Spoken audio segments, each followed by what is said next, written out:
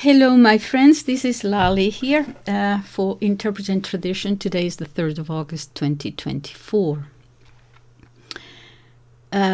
Yesterday, I think it was, 2 days ago, I posted a video which I titled How Europe Came to Abandon Christianity. And I wanted to go back to not to the very beginning, but certainly to the Reformation. And I started with Martin Luther, following a set of books that I am reading, and unfortunately they are in Spanish. I don't know whether they have been translated. I will give you the references below. And if some of you are important enough to know important people, which is not my case, who can perhaps check whether these books are being translated into English, you will see, because I'm going to follow them in my presentation to you, that perhaps if they are not, they should be.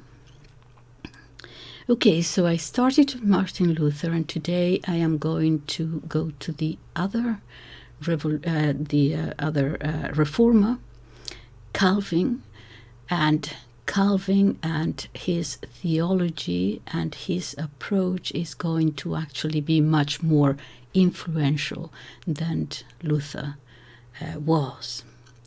Because Calvinism and then the different movements that arose from that ended up in the Puritan movement and so on, which was to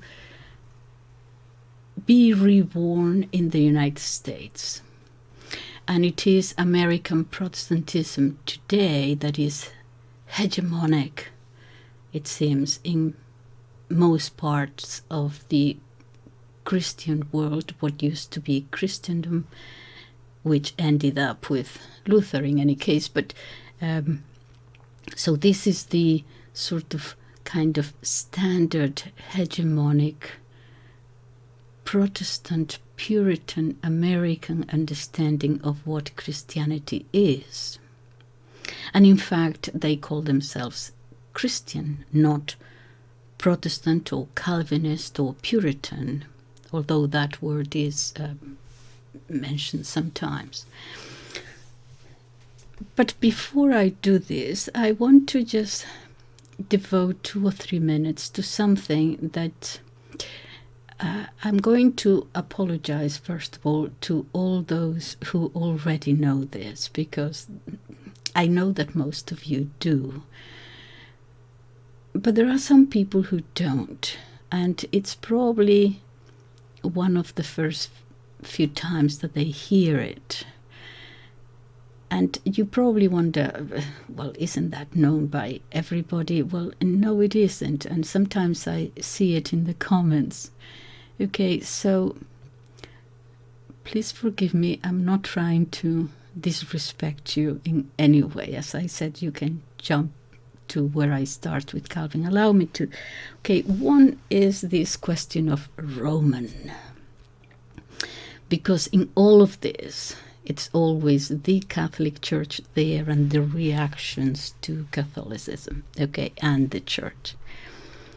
And it is the case that many Protestants use the word Roman as I think they think is an insult. Okay, the original church, the Christian church, was a Catholic church.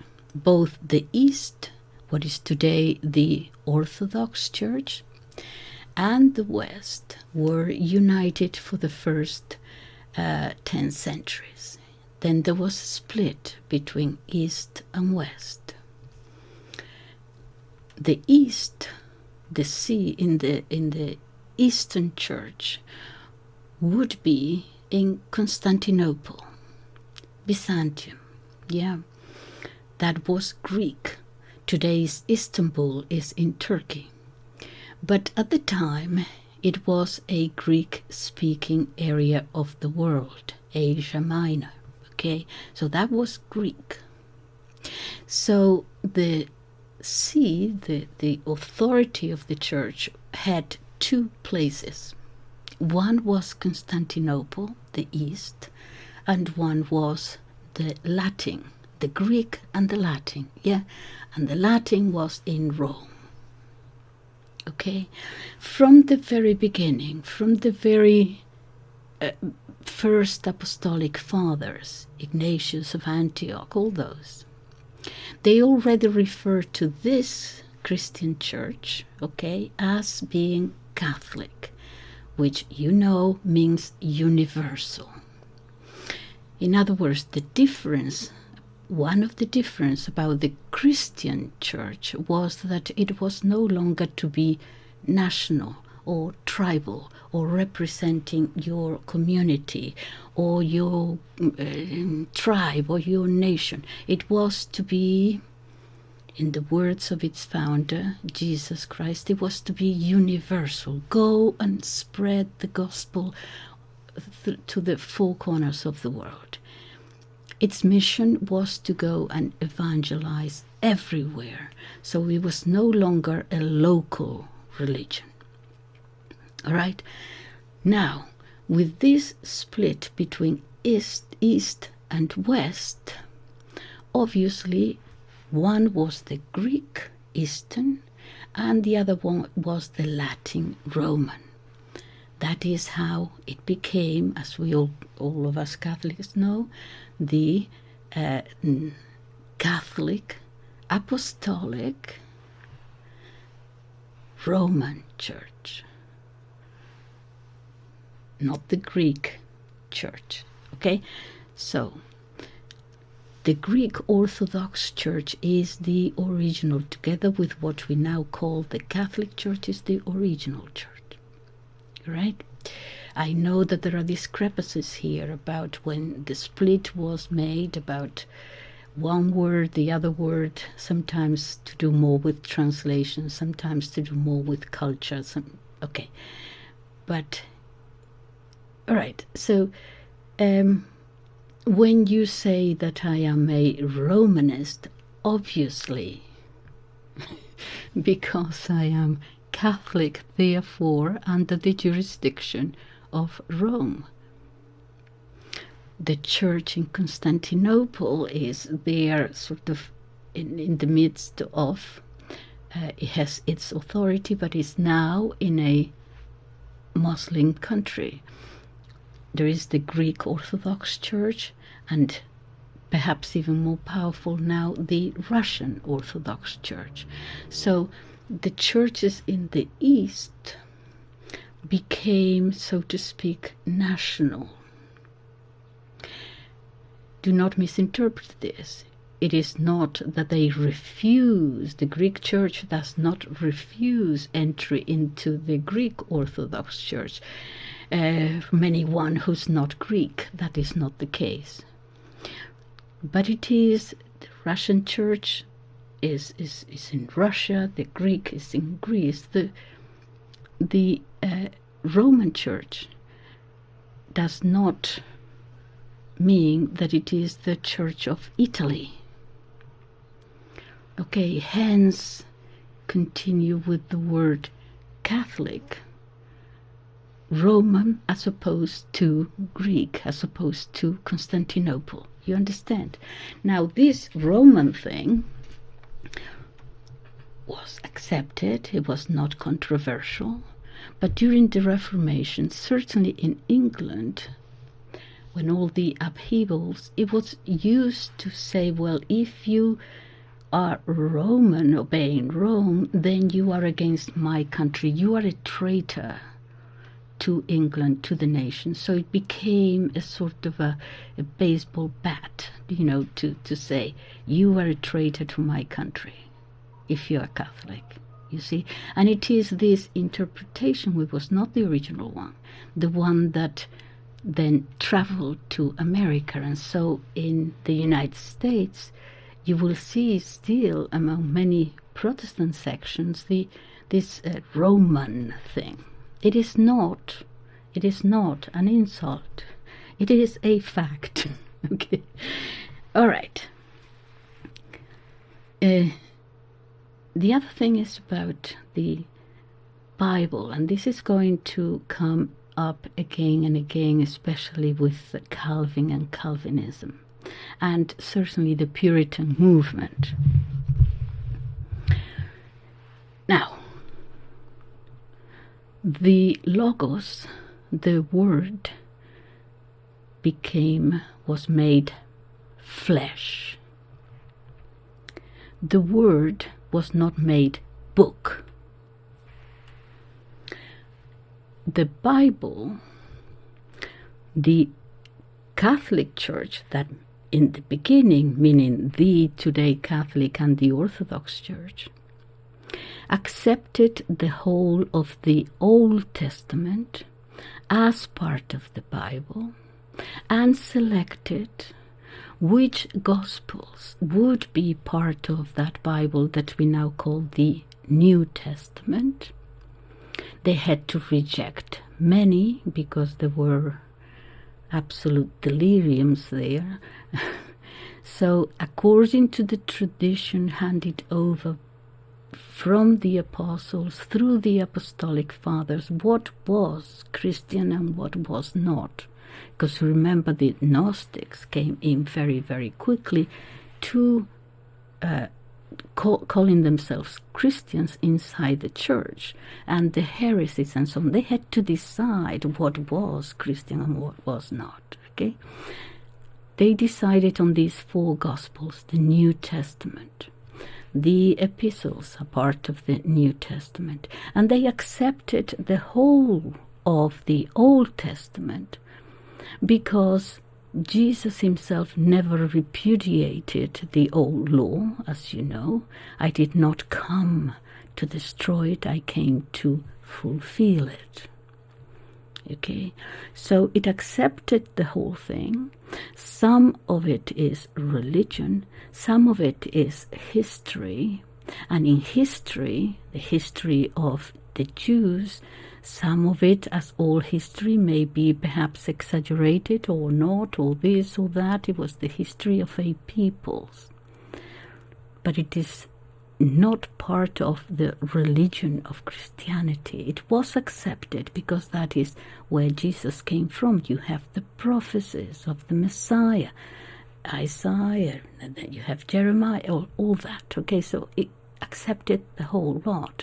But what we are going to see with the this Reformation, and especially with Calvinism, and especially then with Puritanism and many of the other movements that arose around from Calvinism, that a great emphasis is going to put in the Old Testament, which the Church accepted as a preamble, as a preparation to Christianity.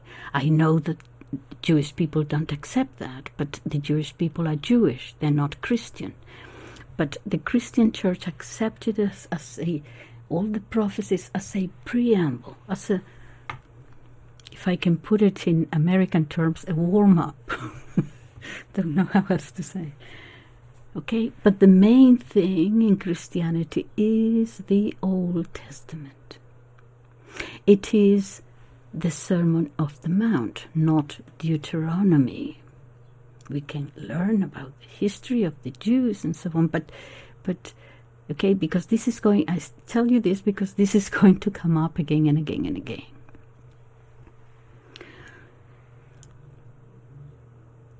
To the point that sometimes I wonder, with this Puritan emphasis always on the Old Testament, to almost seem to have forgotten the New.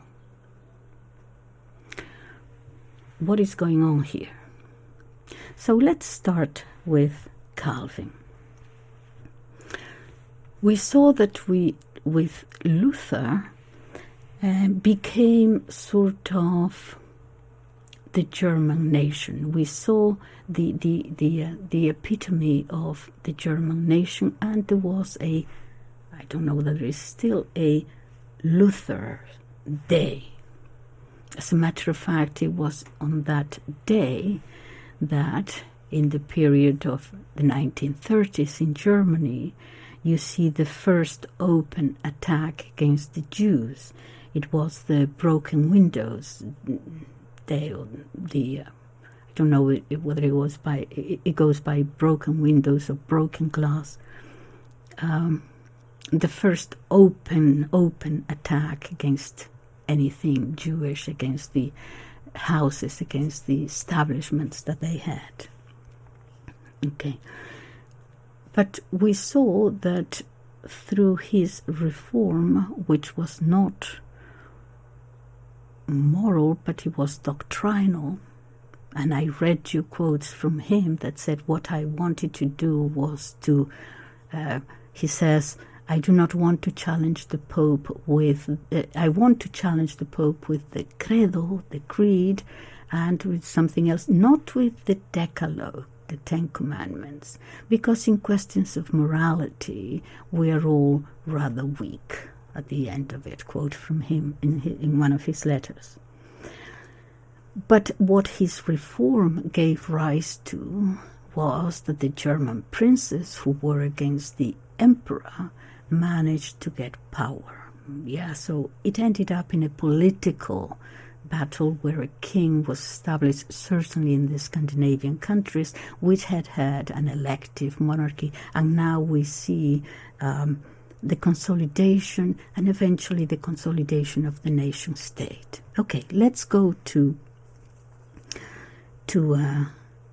Calvin.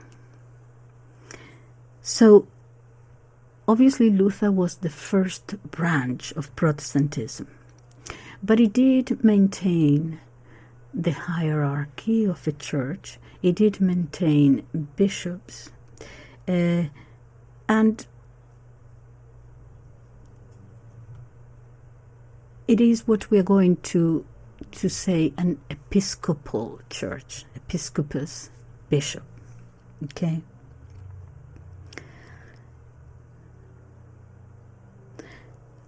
Now, yes, he did away with all the 7 sacraments. He retained 2, baptism and the Eucharist, although he did not really himself believe in the real presence. But it was kept, and more and more it was called the Last Supper service, something like that. Okay. Calvin, he was French. He went from Paris to Geneva and back to Paris, and eventually he settled in Geneva. He is going to be a much more systematic theologian than Luther was.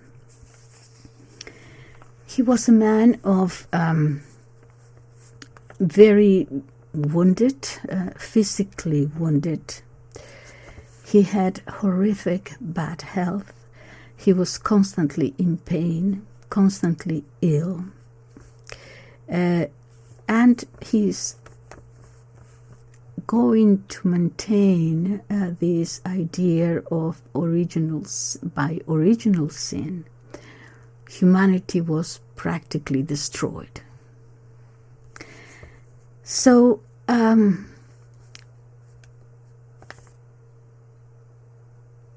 from here, he is going to do something different. He's going to say that God, nevertheless, although humanity was destroyed, God elects some individuals for salvation and not others. In other words, there is a predestination. You're predestined to be saved, or consequently, you are predestined to be condemned. Now, this was very, very harsh. Now it has been softened, it has morphed into other things. No one puts it in this stark difference. But at the time it was believed you're going to see the consequences. So you are predestined to be condemned, or you are predestined to be saved. I cannot myself, not being a theologian, I cannot myself think of a more anti-Christian and cruel theology than this. That however much you try in your life to do the right thing, perhaps it's never enough, perhaps you'll be condemned anyway, but if you have tried, that you were nevertheless condemned to begin with. And if you can pretty much do whatever you want, but you were originally saved, there is a sense of injustice here that I cannot accept as Christian.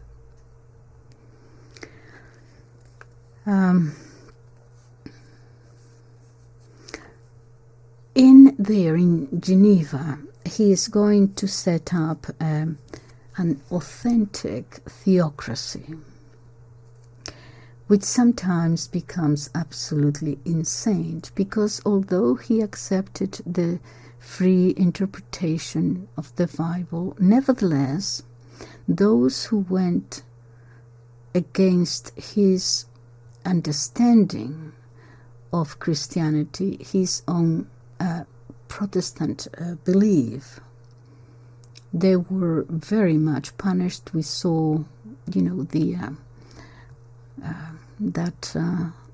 think I mentioned him before, Miguel Servet. He was sent to the flames. So many, they would be sent to the flames, and he would be there with the green. This is to me, he's a troubled man. He sets up an authentic theocracy there, and he founds the Geneva Academy or the Geneva Convention, which is like an institution where he is going to prepare the future presbyters. Lutheranism led to episcopus bishop. These are going to be presbyters, okay, the Presbyterian churches, to spread the new dogma and this new religion throughout the world. So what is Calvinism? If Lutheranism ended up being a political movement that wanted to be a church, that retained the idea of church, Calvinism is going to be through its religious congregations, is going to be a religious congregation that wants to attain political power, to create a new political order. You will see it, independently of the established order. So from this, you are going to see that many Calvinist movements, some similar, some very different, are very profoundly revolutionary to begin with. When they settle, for example, in the original 17 provinces, so-called, that then they will unite into the one province, which will later become Holland. Because this is going now, this new dogma applied to politics is going to empower the upcoming bourgeoisie that opposes the powers of the emperor and of the aristocracy now. Okay, and will create a new political form of government. It's going to be very, very powerful, and I'm going to show you how. in its revolutionary strength, its revolutionary power. At the same time, we see the Anabaptist movement in Europe, which are very much against both Lutheranism and Catholicism. And in these new movements, you're going to find they're going to coalesce a lot of the old movements which had either been declared heretical or they were sort of floating around there. The Cathars, the Waldenses, the Fraticelli, the Brethren of the Free Spirit. There is something that produces all these movements, a lot of tension in Europe, hatched in those times when Protestantism, started by Luther, is flourishing. There is going to be a lot of violence. There is going to be a lot of killing among themselves. And so out of this revolutionary tension, you're also going to find some who will then proffer pacifist movements, a pacifist understanding. Okay, so you're going to eventually have the Society of Friends, the Quakers, the Amish, who for many centuries afterwards, pacifists, many centuries afterwards will be here and there all over Europe, and then will end up in Russia, and then to go to America where they are now. This very powerful, it wasn't only Geneva now, it was also Holland,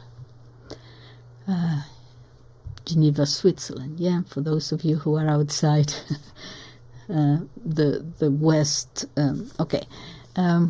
So the Genevan and the Dutch Calvinists did try to penetrate France. They were called the Huguenots. And with that fight, there will be 8 wars. Out of those wars, you will have a reaction, which is Louis XIV, the absolute king, and so on, which will later end up, obviously, in the French Revolution. But at the time, a France strong, united against the Huguenots, but nevertheless with no problem whatsoever with pacting with other Protestants and even with the Ottoman Empire to sink Spain. Spain very powerful at the time, you will understand. In other words, Catholic Spain. Destabilizing as they did in the end, completely crushed. The little piece of Christendom, what used to be called Christendom, left in Europe at the time. So Calvinism settles in Holland, where curiously there is going to be an upsurge of a huge economic power, which is going to be there for the whole of the 17th century, becoming very rich, financially, economically rich, at the same time as Calvinism is established. In another video, I'm going to talk about what I'm just going to refer to in passing at the moment, because there is a caveat here which sometimes has been misrepresented, in that it is therefore from then on in some way Protestantism is going to be associated with economic well-being, economic growth, rich, wealthy countries. Yes.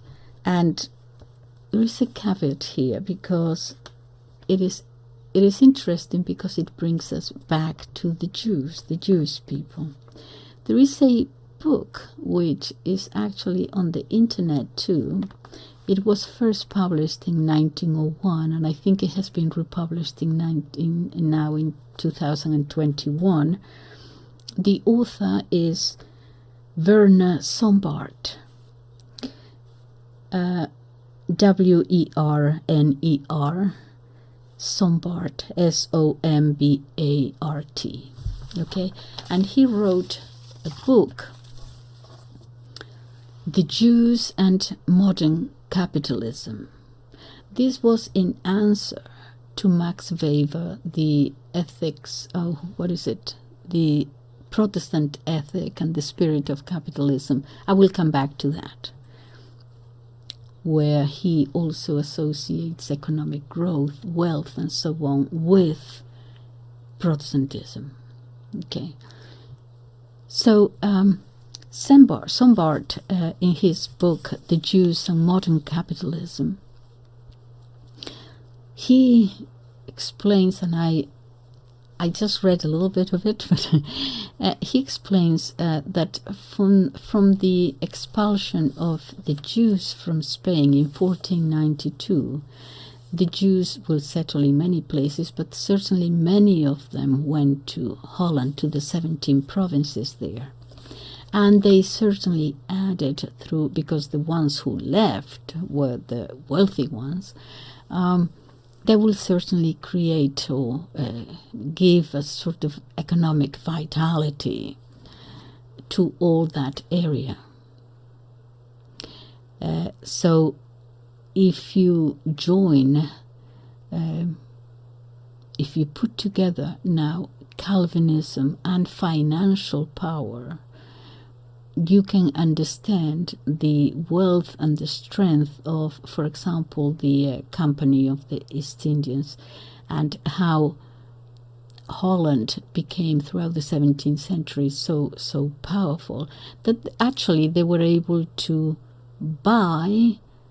they bought it from the original Indians, from the Native Americans, the island of Manhattan, which they called New Amsterdam, and they will then sell it to the English eventually, and it became New York. And you will find that it is in New York where you find the first synagogue in the United States, and it will also be the great financial power. Okay.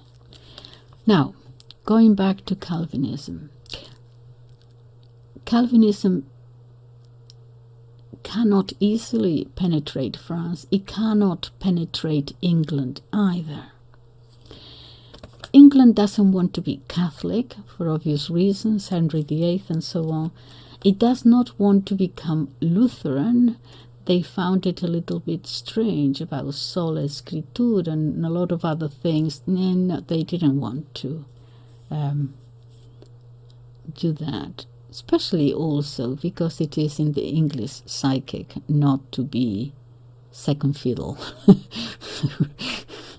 I'm sorry, this is a joke, but it's if someone else started something and they have to follow, they're not very comfortable with that in whatever.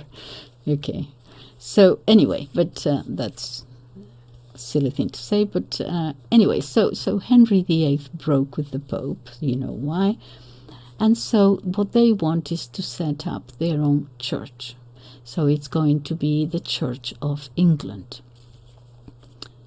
The word Anglican, I don't think it was used until the 19th century, and I think that it was actually John Henry Newman, Saint John Henry Newman now, who first used it. John Henry Newman of the Oxford movement, 19th century, who converted to Catholicism. All right.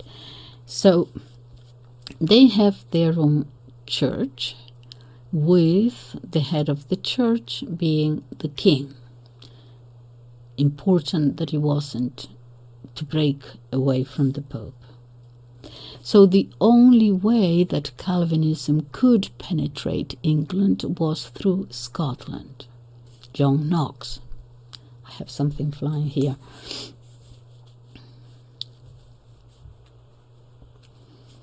So it comes through Scotland. The Calvinists actually carried out a coup against the aristocracy, and Parliament falls. There is a regent, Maria Louise, stepping in for Mary Stuart, becomes for a short while a Calvinist Presbyterian country, and that is what the idea of a base community where the faithful choose their own pastor, their own preacher, their own leader, as it were. It is chosen by the congregation, which goes against the established Church of England, obviously.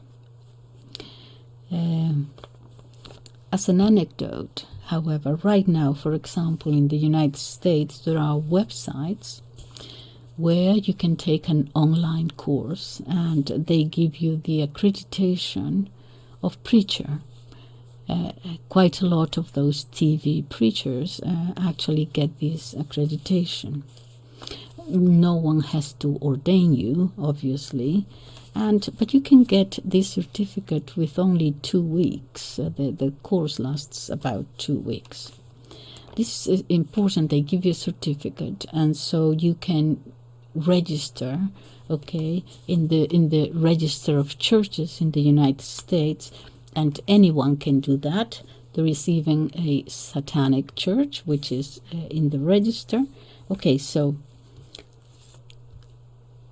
what is going to happen, you see, is that if your church, you're going to be able eventually to form a church based on your own religious experience, the experience that you have, with or without reference to canon law, hierarchy, tradition, anything. So it ends up pretty much in a total subjectivity, pure and simple. I mean, this is the way I interpret, this is the way I understand it, this is the way I experience it, therefore here is my church. All right. Now, it will end up like that in the United States, okay? Presbyterians also claim, and it is to a large degree true, I think it is accurate, that it is within this Presbyterianism, in other words, Calvinist based, is going to, as I said, form and morphed into different things, that lies the origin of democracy. Well, okay. We don't need to go back to Greece now. Okay, the new kind of democracy that we are going to live in the West. Okay. Why? Because they do deny very emphatically this episcopal hierarchy of the Catholic Church, of the Lutheran Church, of the Anglican Church, obviously the papacy. So it is, as I said, the assembly that elects the pastor. But this democratization of presbyters will eventually influence also what is going to become a political understanding. It is going to affect politics, and it's going to it's going to lead to the contractualists, the consensus, the enlightenment in the sense of the social contract, Rousseau, for example, of the 18th century. let us not forget that Rousseau was a citizen of Geneva, he was very proud to say. And he was fed in that environment of you might say, an egalitarian theocracy from Calvinism. So, to go back to England, because it's going to affect what happens in the United States later, from Scotland then it enters England, but there is resistance because England, as I said, has now its own church and maintains the episcopos, the bishops. And this Anglican church is going to have to fight in two fronts. One, on the one side, the efforts still, the Reformation is relatively new. It's going to fight some efforts to bring back Catholicism, to restore Catholicism. They're fighting that, okay, Mary Stuart. And on the other, the Puritan movements, let's say one from the right and the other one from the left, or one in front and the other one in the rear, whatever. But on the other, the Puritan movements, which are at this stage very radical and very revolutionary, sometimes opposing the Church of England directly, and sometimes already inside the Church of England, operating from within, okay, part of the church itself, but wanting to purify the Church of England of all these bits and pieces of Catholicity that still has there, okay?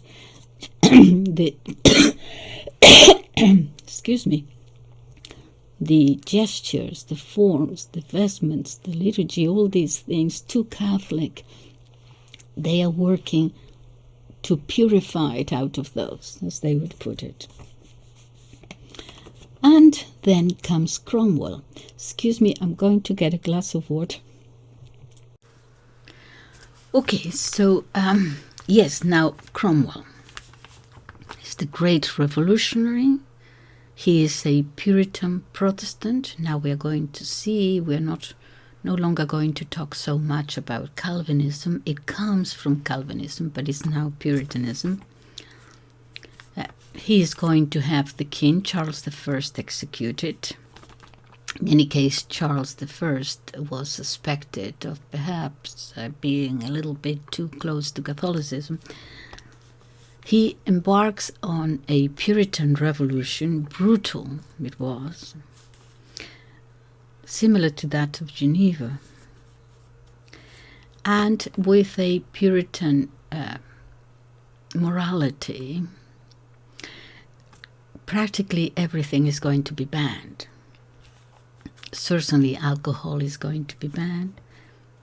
Public dances are going to be banned.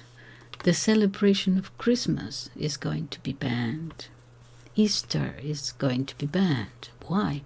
Well, it will come back. It will come back to the Anglican Church, of course.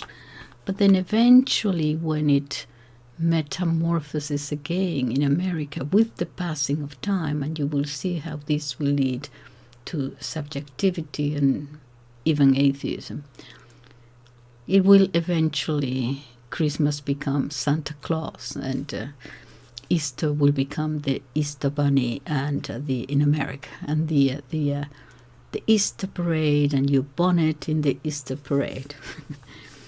But it will come back, but all these things are banned. And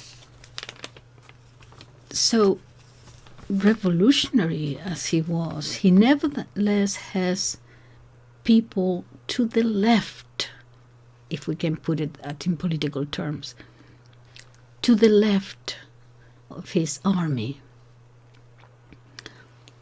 first a revolution against all those temptations of the Anglican world of being perhaps too Catholic. And he carries out this revolution, but on his left, so to speak. He also has a number of movements, a number of sects. Some of them quite delirious, actually, but many revolutionary movements that he is either influenced or some he fights, some he's influenced by. There are the movement of the levelers,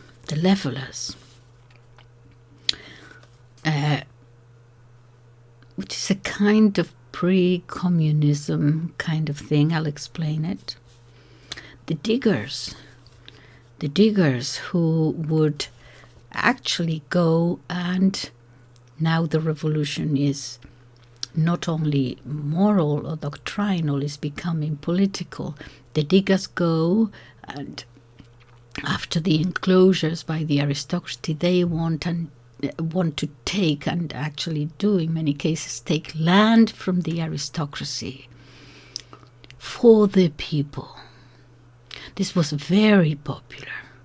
You can see how popular it's going to be, yes, to actually begin to take the property from the aristocrats and distribute it to the people. Yes, with with sayings that the world, no one can buy and sell the earth for private gain. This is going to be popular, yeah, with the peasants, yeah. But it also leads eventually to atheism, because one of the leaders, for example, will say, "We don't believe in a God that feeds the rich while poor men starve." You see where this is going. So, very popular, extremely popular.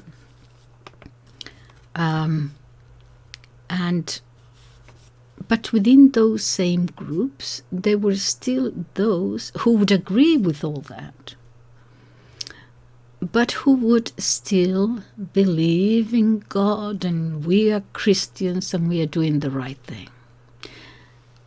And how do they explain it to themselves? Well, here comes Calvin again. I have been predestined for salvation. You are predestined to be saved. You are going to be saved regardless. And as previously in Germany with Luther, this will end up with many saying, many insulting God. Many of them different, denying that God existed. And so we are now in the modern age, moving on to secularism and atheism. But for many, I am so convinced that I have been saved by God that I can actually deny God. I can even insult him, can blaspheme against him. I can say he doesn't exist because I am going to be saved anyway. This is shocking, actually.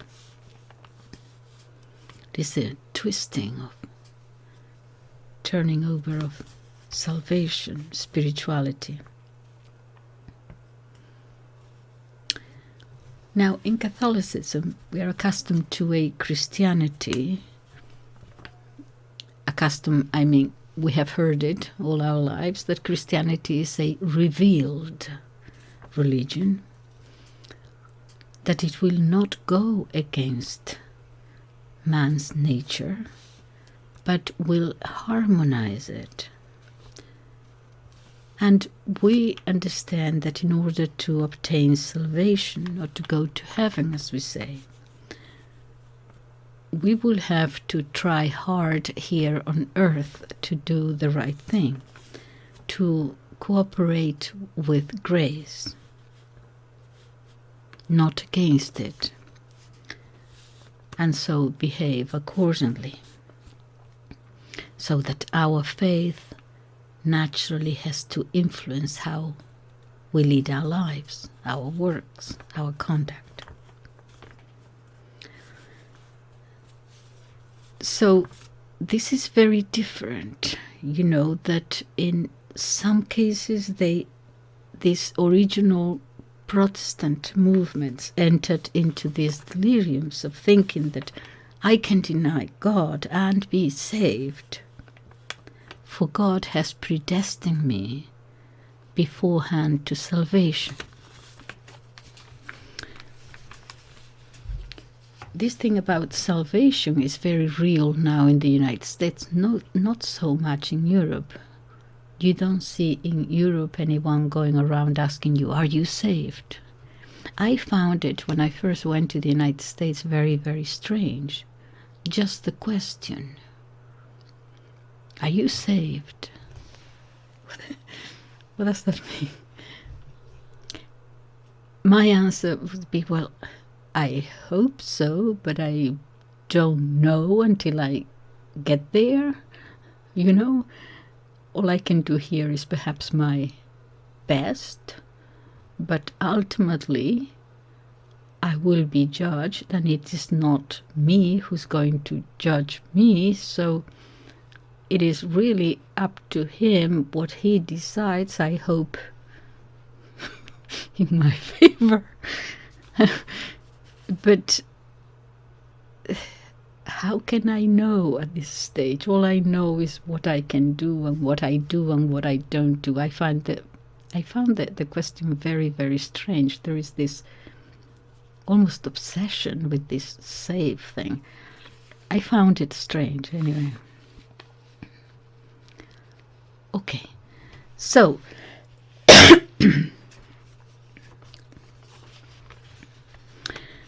so eventually it will go to not the United States yet, the colonies, yes, the original 9 colonies, which will give rise to it's Puritanism that goes there, to this tremendous Puritan spirit. The first Puritan groups that settled there, they settled there because, well, in American history, and what Americans know is that they were for religious freedom, and so they were persecuted here in England, and so they had to leave and find a free world there. Kind of. Not really. There were revolutionary movements here in England trying to bring down the Anglican Church and reform not only church but parliament. So there were revolutionary movements who finally, as England won the battle, they had to run for their life. Okay, so they were against the king. And when they get to the colonies, one of the first things they do actually is to apply not the New Testament or the Sermon of the Mount. They go almost straight to Deuteronomy, always this emphasis on the Old Testament.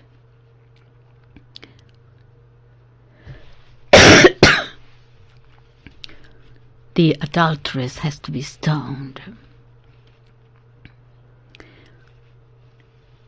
Almost creating a theocracy the colonies still belonging to England or to the king has to actually impose himself. I'm sorry that I'm,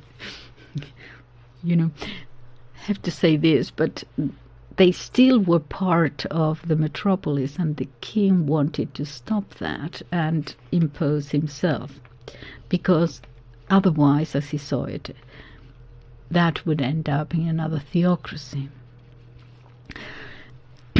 There is a famous book. It was made into a film, written in 1850. You might know of it. It's The Scarlet Letter. Yes, written by Nathaniel Hawthorne. And he's talking about that time. Remember, we are at a very different time. There is a lot of... We're talking about the 16th century. Okay. The Puritans arrived in... Massachusetts was the Puritan colony there. This book's about 1642, 1649. The story of Hester, who conceived a child from a man who was not her husband. She thought that her husband was dead, he had gone. And he returns. He doesn't make an appearance to her, and finds, he wants to see things from a distance, and finds that she is forced to carry an A hanging. Adulteress. It was the punishment.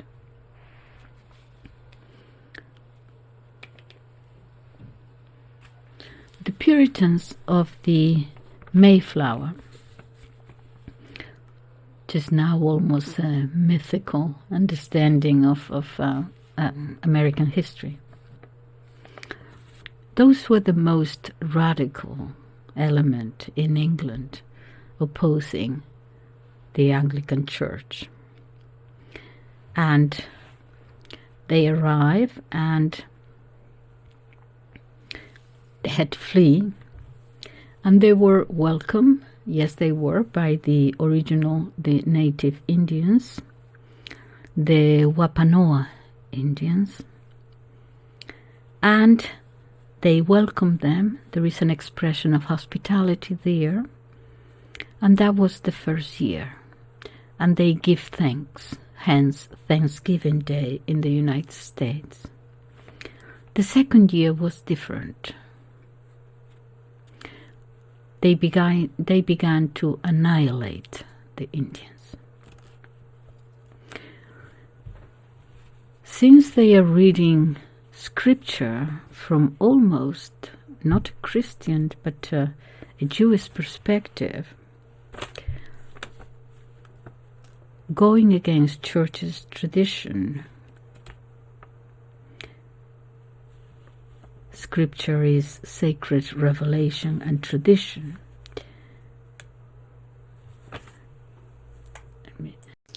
So they go to the Old Testament.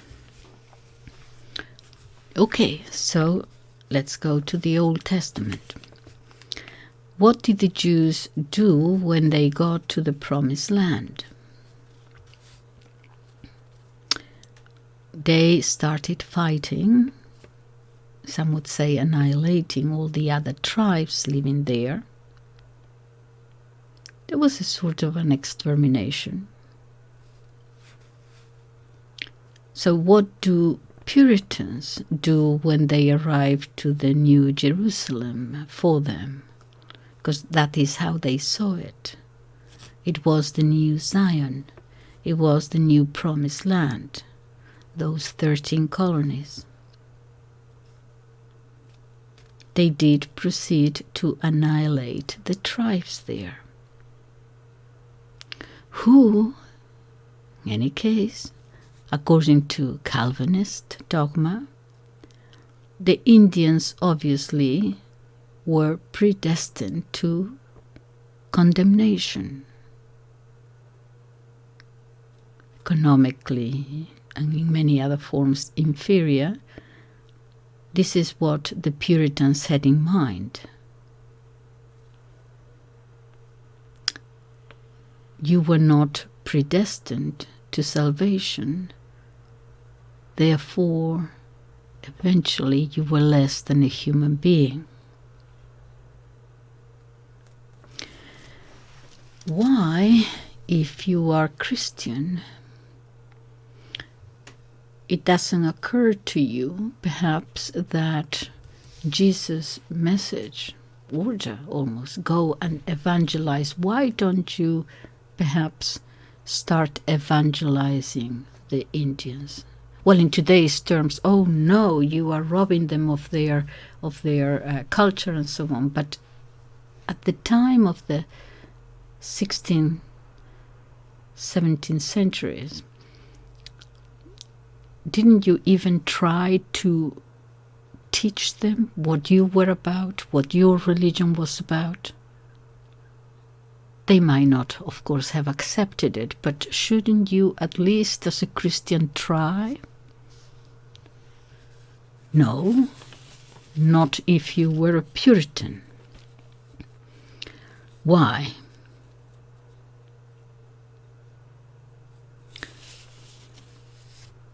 You cannot evangelize a dog, or a horse, or a chicken, or an ox.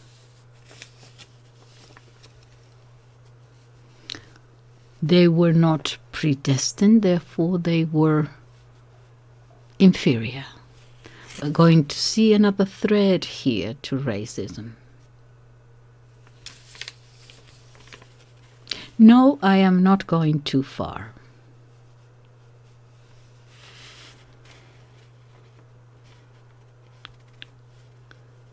And since we cannot really evangelize them, they're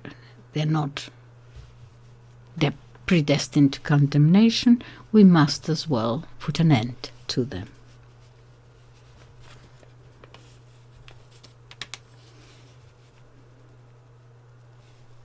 There was no fusion as there was in South America, intermarriage. Separate the saved from the not saved.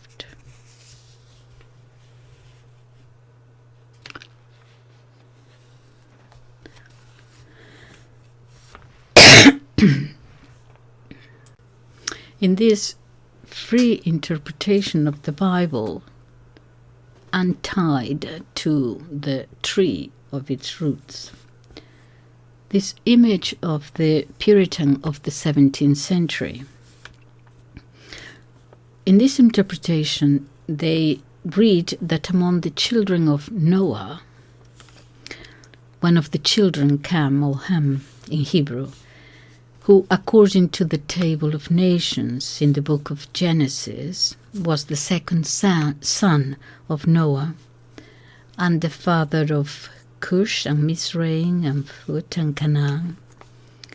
His descendants, the descendants of this son, they interpret, go to Africa, but he has a curse put on him, and that curse leads to the fact that they are not saved and they will never be saved. The Africans, for example. 3 centuries later, there appears another sect, the Mormons, who will interpret this again. This is a Protestantism germane to the United States. It is born there, and it's the US proper.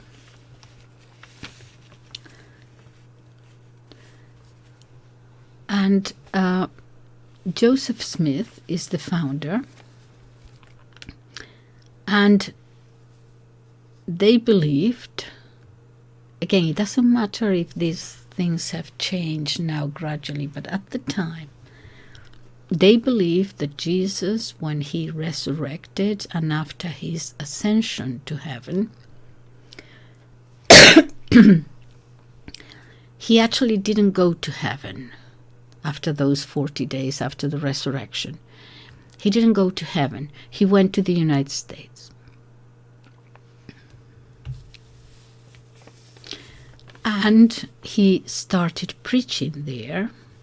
He says all this in the Book of Mormon.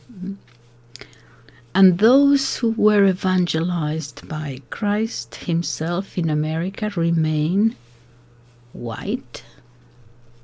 And those who were not evangelized, their skin gets darker and darker and darker. And these dark color people are therefore condemned. And if they are condemned, they have rights to nothing and can be exterminated. So you see where this is leading. This time, this racism is contained in this Puritan mind. But it's going to become more and more explicit. For example, in the conquest of California, we have data there from 1848. In 1848, the census of California has 150,000 indigenous people. 50 years later, in 1900, there are in the census only 16,000. There have been massacres. There had been an authentic word, savage. They refer to those indigenous people as diggers or something equivalent, because the children especially, they had no food and they were always digging in the soil for scraps of roots or whatever they could find. Going back to the colonies is curious. I have to interrupt because there is something wrong with my voice today and I have to keep drinking water. Anyway, going back to the colonies. Curious, there is a colony, Maryland, for not non-Americans to the north of Washington, D.C., yes, which is actually one of Catholic origin. Why that exception? Well, you see, the English king, who was later going to be decapitated by Cromwell, he was still reigning at the time, and he grants an Irish Catholic admiral this colony because he owed him a lot of money, and so he gave them a concession, this colony. Okay, and a lot of, at the same time, the Jesuits were being expelled, obviously, from England, so a lot of them go there to Maryland. Had to run away, obviously, they were being expelled. But these Catholics in Maryland are very few, really, compared now with the Puritans in other colonies. And the Puritans, with the advantage of numbers, always in fits and starts, will challenge them and fight them and so on. And then it is I can never say that word, on purpose, flooded with Puritans. Northern Ireland comes to mind, yes. Lots of now Puritans in Maryland, and they are obviously able then to control politics there. This is very interesting because initially, as England is bringing slaves from Africa into to the colonies, there are still some vestiges of Catholicity, shall I say, in Maryland, and they would baptize them baptize the slaves as a tradition. But that meant that if they were baptized, you could not enslave them. These were creatures of God. You couldn't enslave a baptized. Of course, the slaves caught on to that, and of course they would ask to be baptized. I mean, they didn't know what Christianity was, probably what. So, but if you became baptized, you could be free. Hey, obviously you did say, I'm there, okay? So lots of them actually became baptized, but then, and so if they couldn't be slaves, then you had to free them. The Puritans then passed a law saying that, even if you convert, you have to continue to be a slave. We see here a racism already contained, I will say it straight, in this Puritan mind.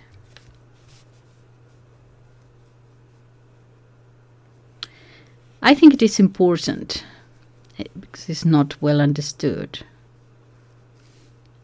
what the US, where everything sort of was passed on to, what the US means or wants from Christianity. Even at the time of the beginning of the Second World War, already started really the period of Roosevelt. The US had not sent a single delegate or anybody to Rome. The Pope was still seen as a veritable then Antichrist. This thing about the Pope continues in the United States, very much alive. Obviously, they didn't want to have anything to do with Rome. Why is this important? Because it is in the soul of the US. The independence of the colonies comes about through what is called the intolerable laws, the intolerable act. The English would talk about the coercive acts, but it is the intolerable act. What does that mean, intolerable act? This is in 1774. It contains 4 acts. The Boston Port or the Boston Harbor Act, the Massachusetts Government Act, the Administration of Justice Act, and the Quartering Act.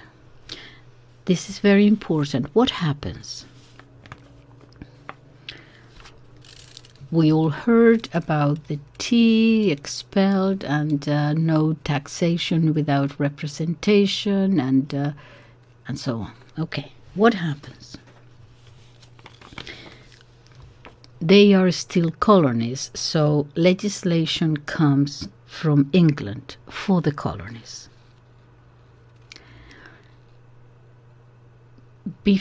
Previously, there had been a war between England and France in the Americas themselves. Okay, England won, and England won Quebec and other French zones. And in Quebec, there were still many Catholics there, having been under the influence of France.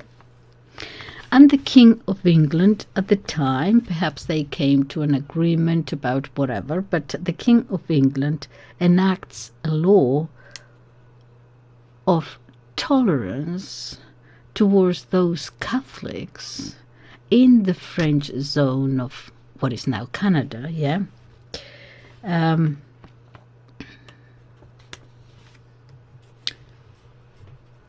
Tolerance from the King of England towards Catholics. Well, what is going on here? Because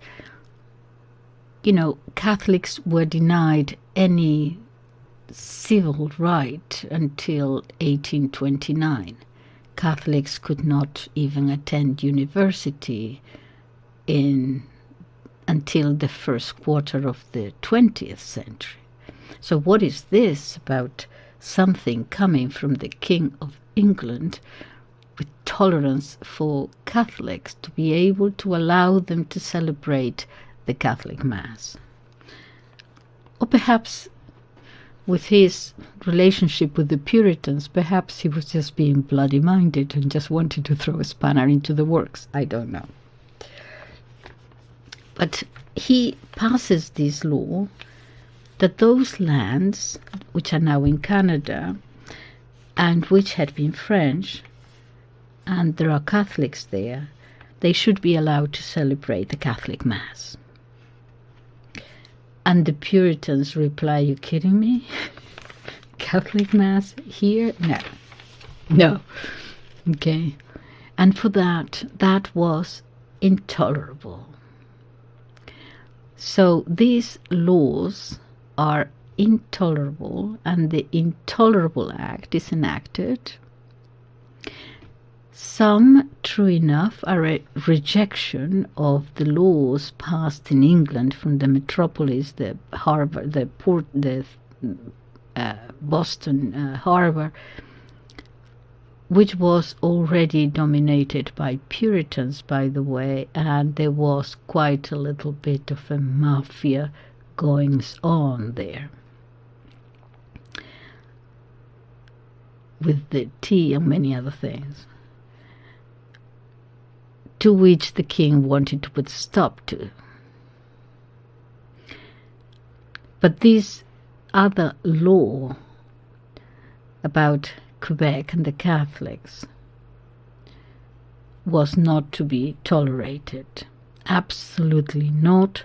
This new promised land, go back to the Old Testament, not the New.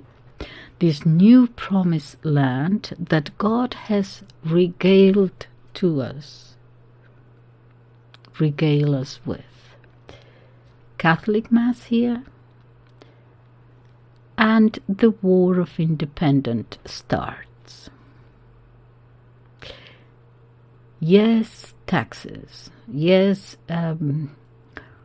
no taxation without representation. But what spearheads the anger, they could have sorted out the taxes thing, perhaps with the War of Independence for sure.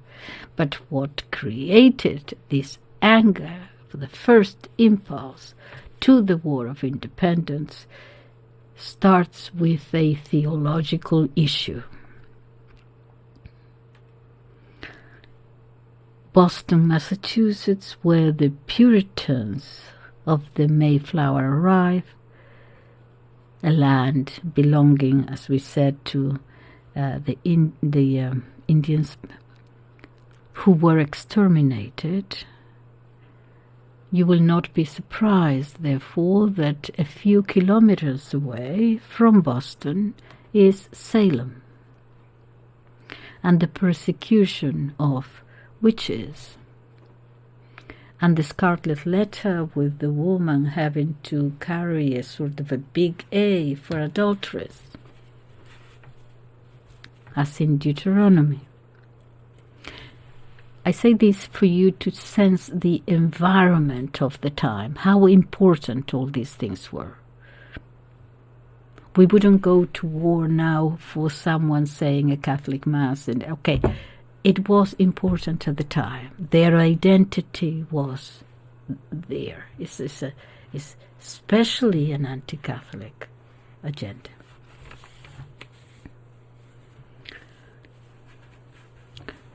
Let me move on, because even today, when you go, if you're not American and you go to the United States, one of the things that you notice in the suburbs, in the single-family homes and so on, is that they are not fenced.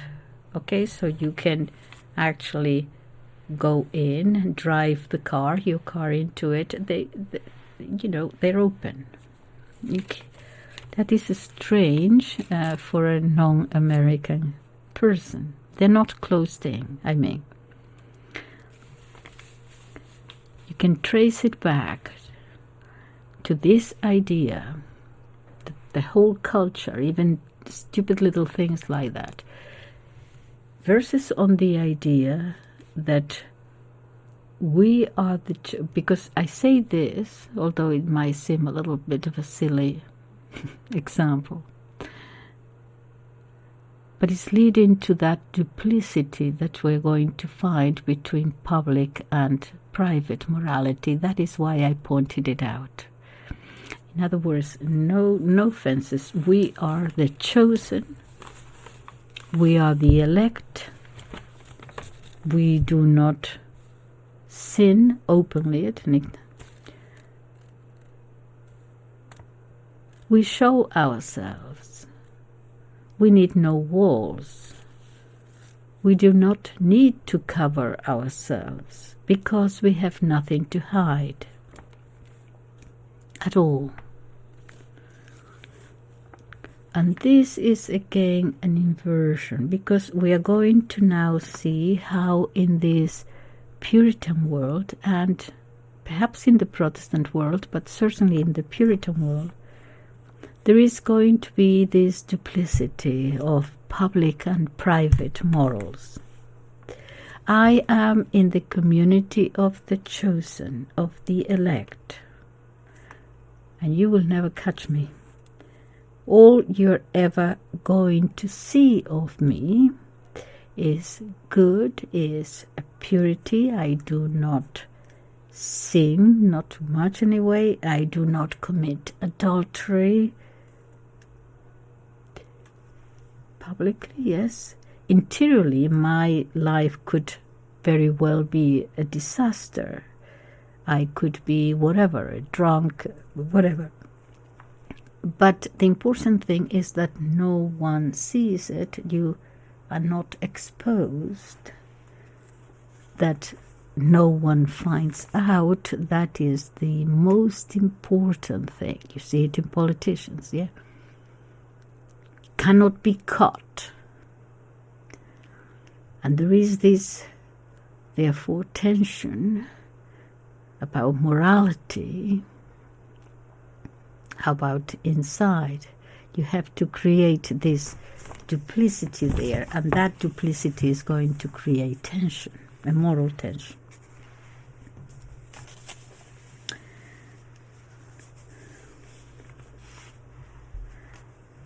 By the way, I mentioned Salem and the witches, and I just wanted to point out why it happened. Not only before Salem, it happened certainly in Germany and in, oh my goodness, and in the Scandinavian countries. They went to it with a gusto. And not so much, for example, not really in Spain. That little tiny bit of Christendom still left. Oh, the Spanish Inquisition. Okay. Let me just give you some details. During the 3 centuries of the Inquisition, this body dealt with, we have documents for this, by the way. Every trial was documented. They deal with a total of 125,000 cases to adjudicate. And we find that in this thing to do with witches specifically, you find 56 in Spain and 30 in Portugal. Now, in Germany, for example, in only 60 years, we're talking about the Inquisition 300 years, yeah? In Germany, in only 60 years, there are quite a lot of studies on this period on witches. In the Lutheran zone, there are 100,000, out of which 60,000 were executed. And that is in Germany, in Calvinist Switzerland, the Lutheran Scandinavian countries, and so on. In England, there were no witches at the time. But King James I, the son of Mary Stuart, kind of Catholic but could not reign, decapitated by Queen Elizabeth I, who so hated Catholics, the Virgin Queen. By the way, the state of Virginia is named after Queen Elizabeth I, who is called the Virgin Queen. She does not marry. She can't. She has problems to do with sexual relations and so on. But anyway, never mind that. Cannot very well get married. So the son of Mary Stuart has been educated at home. Anyway, he goes, long story about the wife, he has to leave England and go to Denmark to get, there is talk that perhaps he was a bit, well, I can't say a bit, that he was homosexual. It doesn't matter, he had to marry. So off he goes to Denmark to get his wife and bring her to England. And he is surprised when he gets to Denmark. He says, there are witches here? He gets rather excited about it, actually. And when he comes back home, when he comes back to England, he puts in motion a demonology act to persecute witches. England had not known witches until then. In Spain, there are no witches either. Well, there was a case, the Sugaramundi is a kind of a different, difficult word, because it was in Navarre, okay, and it was family from the Basque region. You know that the Basque country is divided between France and Spain.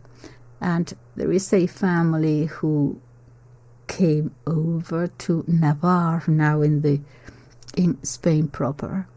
And this is extending the thing that they are witches, and it's beginning to sprout.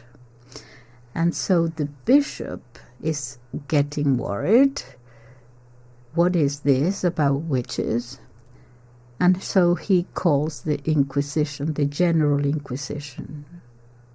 And the Inquisition goes there, investigates, and says the official thing is that this is not witches.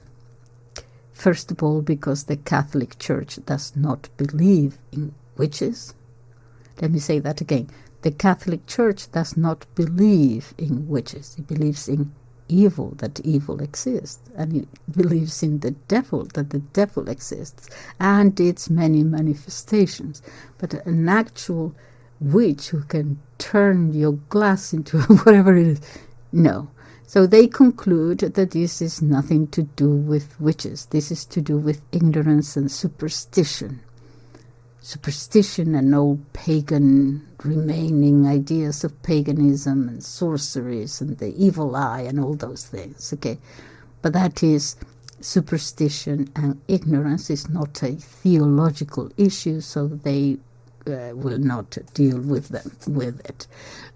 But in any case, it sets the tone for, you couldn't very well charge your neighbor with being a witch just because you disagree about something. Okay, so it is sort of, they put a stop to it practically before it began. Okay, let me deal, because otherwise this is going to be too long. I'm just going to, I might have to do another video on this, okay? But I'm going to move on completely. We see the doctrinal character of how Calvinism and develop into many forms, revolutionary movements, pacifist movements, at the end Puritan movements. And then we begin to see, because of the saved and not saved, the chosen and the not chosen, begin to see a sort of a growing racism, and this is extremely important.